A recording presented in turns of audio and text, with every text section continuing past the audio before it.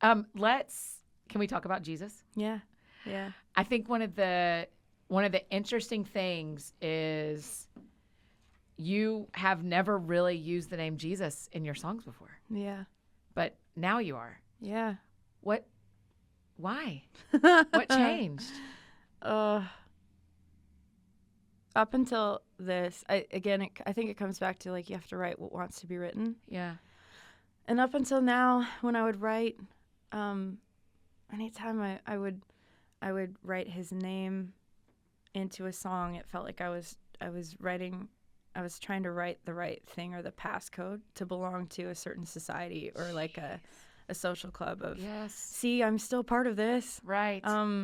I put his name in there. Yeah. I used the secret code. Yeah, the secret code, you know. Wow, Amanda. And he knew that was the energy that I was in, and I knew that. So I was Yeah. like, well, this isn't working. Let's do what feels true and real. Let's Right. express.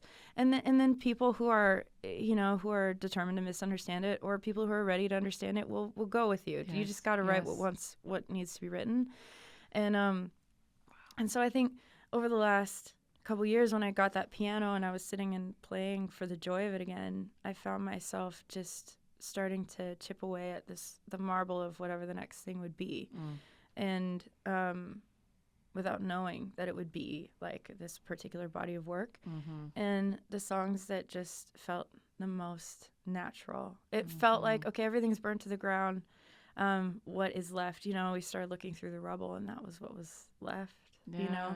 And I think, and I feel so,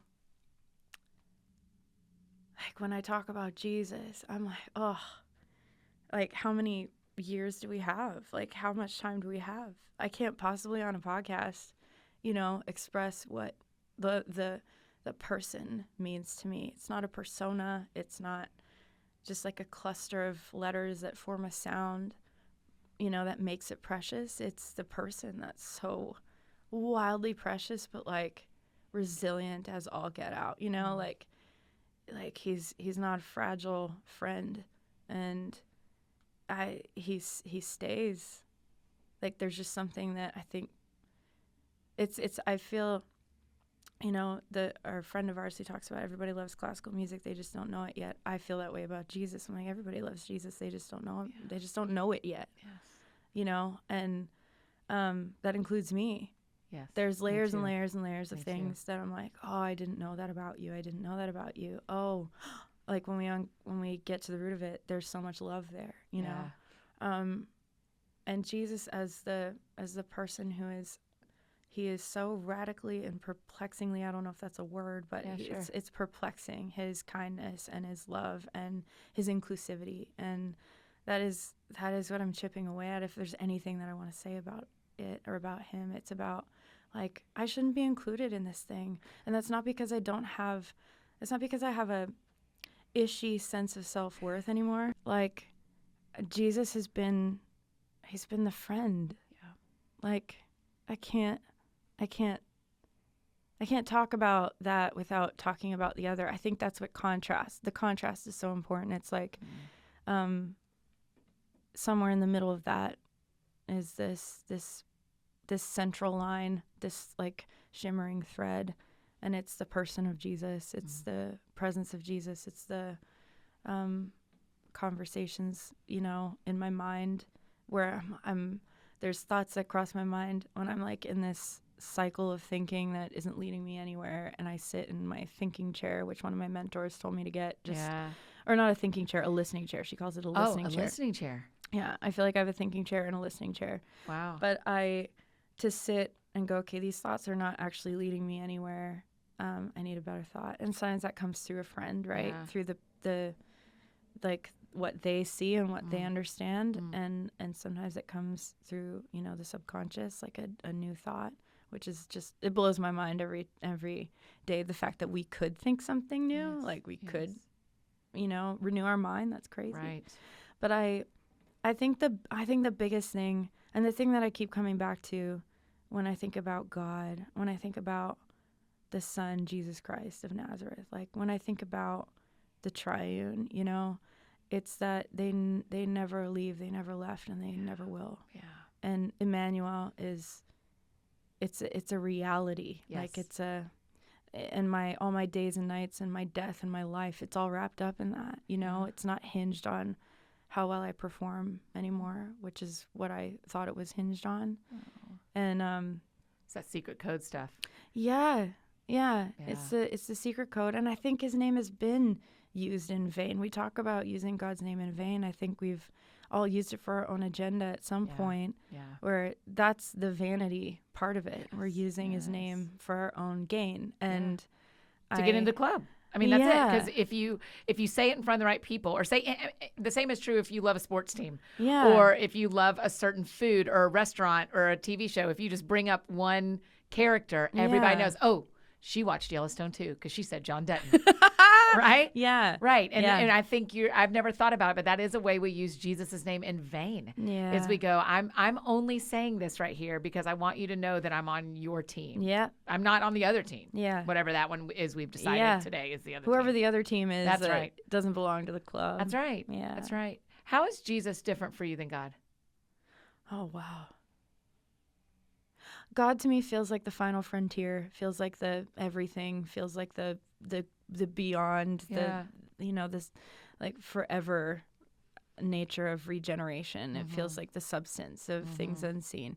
Jesus feels like the captain in being able to navigate and show us the way to the Father. To me, when I read that, I read like, oh, he's the trustworthy captain in this whole story and this whole storyline and this whole scheme of things.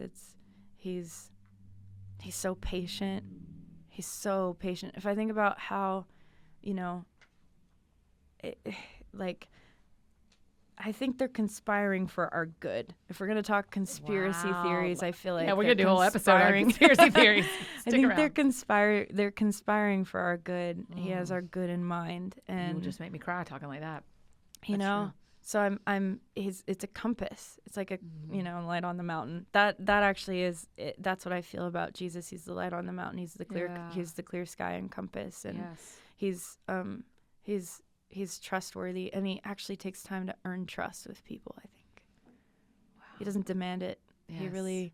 He's not a dictator. No, he will prove tyrant. himself. Yeah. Yes. What has that looked like for you in the last few years?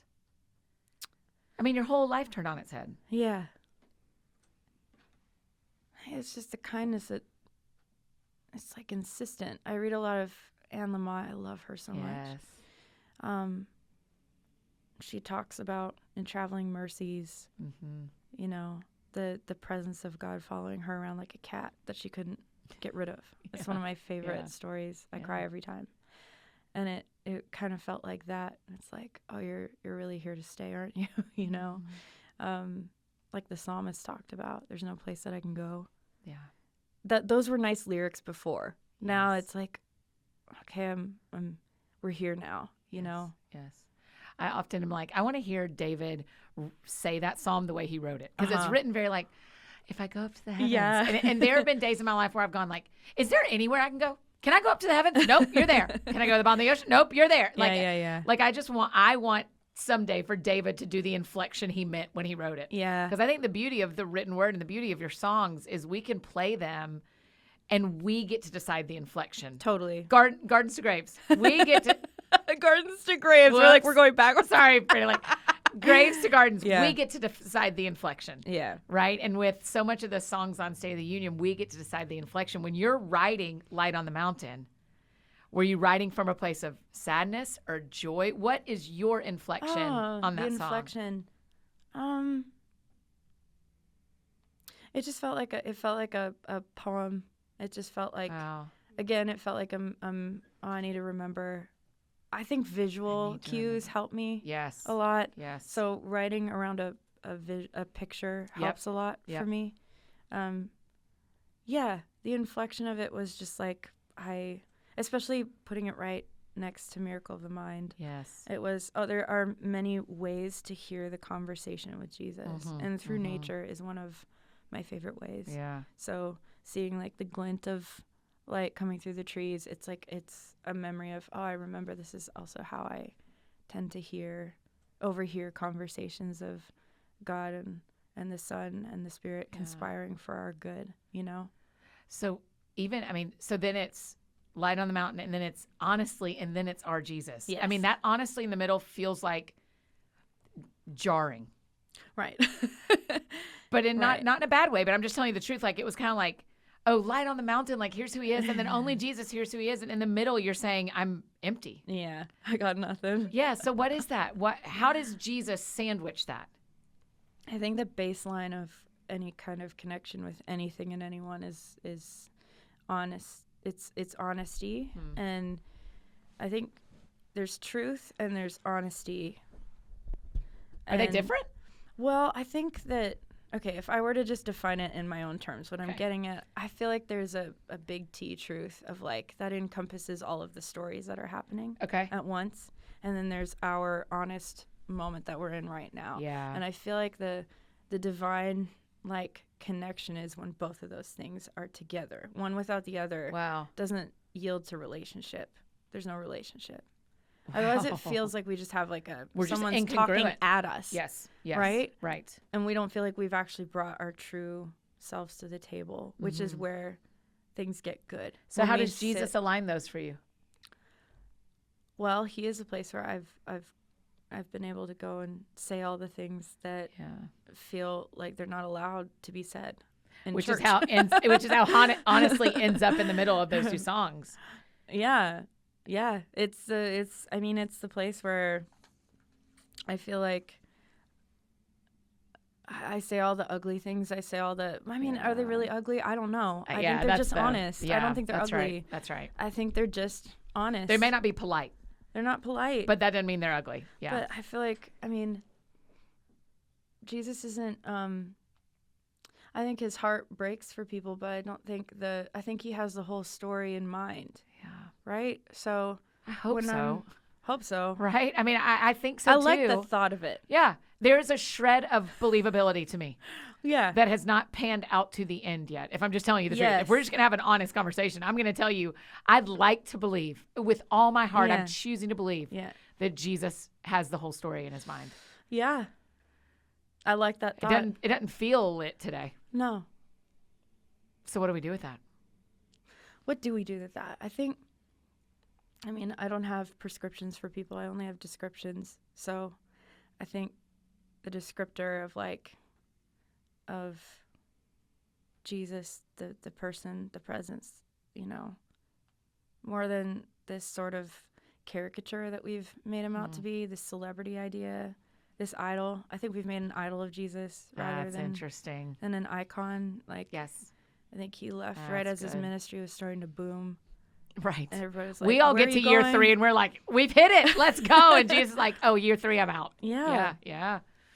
Wow. He his prayer in John 17 was that we would know the Father the way he knows the Father. Yeah.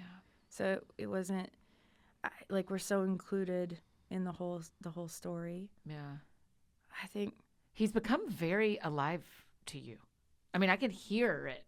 Yeah. Like he isn't far off any way you describe him. Yeah. Yeah. He's the friend. He's the companion. He's the light. Is he the gift of loneliness? I think the loneliest moments he's been, I think he's the only reason that I'm still here. Really? But that's both and. That's like experiencing God through the community of people, of reaching out, SOS, those kinds of things. Yeah. Therapy, all the methods. That's right. That's where I've found Jesus, Yeah. It's less a caricature and less like a statement, and it's more of a person and someone who does bring thoughts with shreds of believability into the picture of my mind. That's often like a dryer. It's like laundry, just like tumbling. This is another thing that Heather uses. She's like, stop the dryer, just hit stop. Wow. And pick one thought out. I feel like that's something that he sits with me in that thought. And he doesn't, the thing is, there's no quick fix. Yes. You know what I mean? That's it. There's no like, I think I've reached a place where I'm not fantasizing about whatever is next, including the afterlife. I feel like I've traded certain certainties in that space for trust, and it all hinges on the man Jesus for me. Yes. But I'm okay with the mystery of not knowing a lot of things. I thought that I had to know things to prove things to him. It was like knowing a lot about a friend or about a person without actually getting to know and asking and being surprisable by his responses, if that makes sense. Is there a world where you can know him this well without tragedy? Could you have gotten here? Oh, man, I have no idea. Yeah. I don't know. I think the human experience is that we're not exempt from suffering. I think he showed us that all of it matters. Like, it's not just endure this world, it sucks, and then eventually it'll be better. I think it's more like he's ever present in all of it, and all of it matters. Yeah. You know, it all has meaning. It's not unto nothing, it's unto something. And I've even let go of what the something is at this point, you know, like. Isn't it funny that the longer we do this faith walk thing, I feel like the more I know. I mean, I'm learning more scripture and I'm learning how to pray, and, you know, I'm learning and growing, but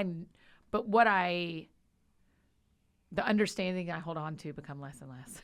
Yeah.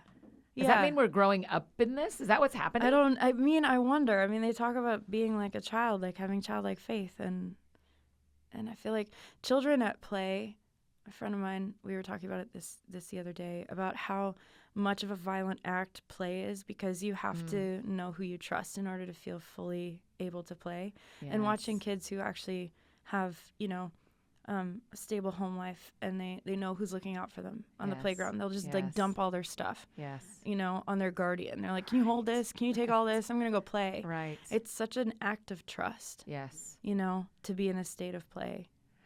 This is a weird question. How do we invite Jesus into that? What does it look like? He is everything to me, Amanda. I mean, you know this about, I mean, in real life, you know, in a world where my life has not turned out the way I thought it would, he is everything to me. He's the dearest friend I could have ever hoped for. What does it look like to invite Jesus into, because he sits with me when I'm suffering. How do we invite him into the play? Right. I feel like I'm relearning this. I think I'm on the cusp. Meaning you learned it you knew it at some point. Maybe, yeah, when I was a kid. Yeah. When I was little. Yeah. I feel like we're just like peeling back the layers of all the other additional things that we thought we needed to include, and getting back to like the innocence of that, the state of play and of trust. Yes. Yeah. I mean, that is a great question. I'm not entirely sure how everybody would do that. Yeah. I know. I'm not asking for prescription. I want description. I think,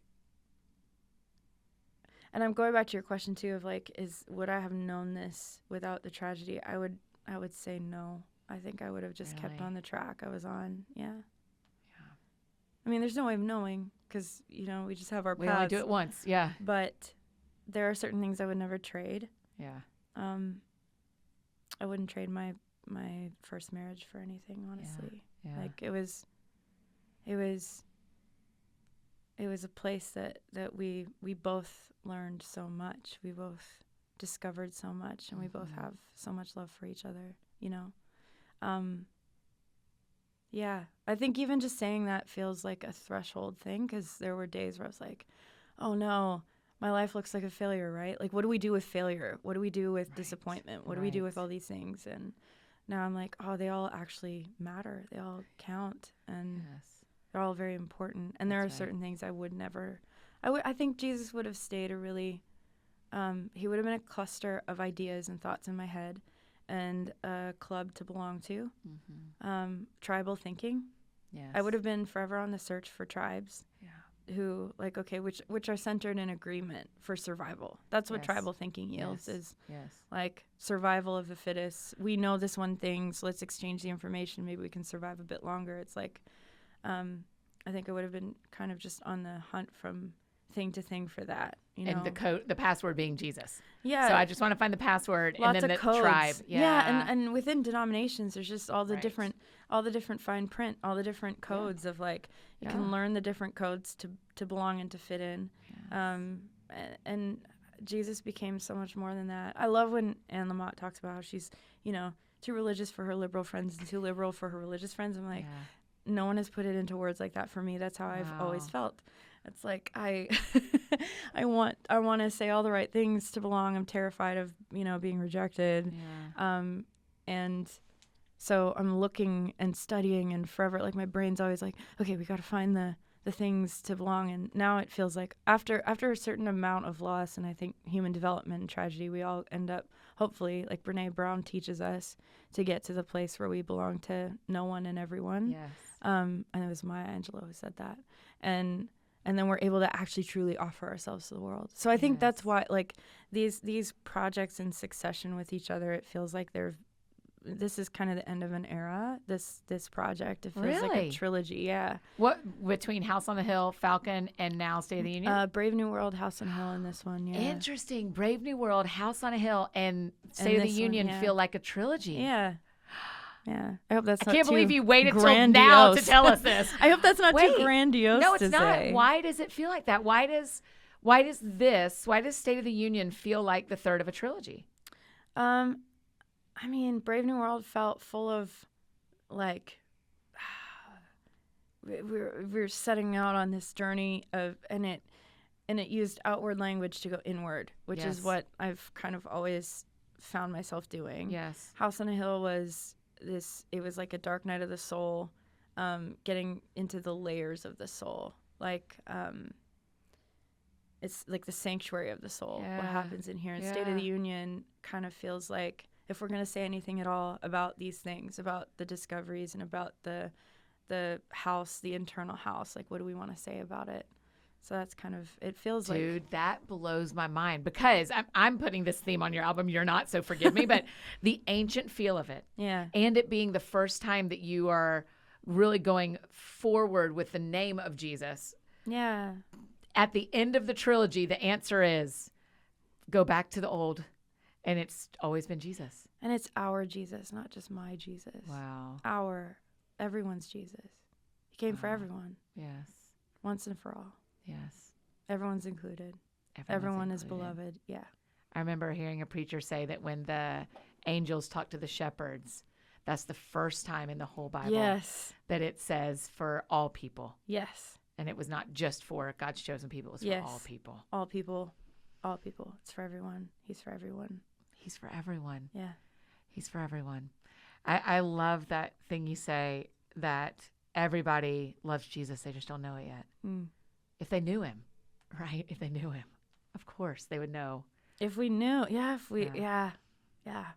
What a gift. And aren't we all just like opening a little window for each other every now and again? That's just kind of what it feels like. It's, I don't really want to introduce people to my version. I mean, unless it helps and serves the public. You know, I think we all serve. I mean, we each need other each other's descriptions to find our own prescriptions. Right. If we're going to stick with that language. Yes. Exactly. But I think being able to open the window and have people see for ourselves. That's what people have done for me. They've kept vigil, and they've stayed, and they've opened windows for me when I couldn't see anything. It was just all walls. They opened a window. And so that's what I would hope to do with music.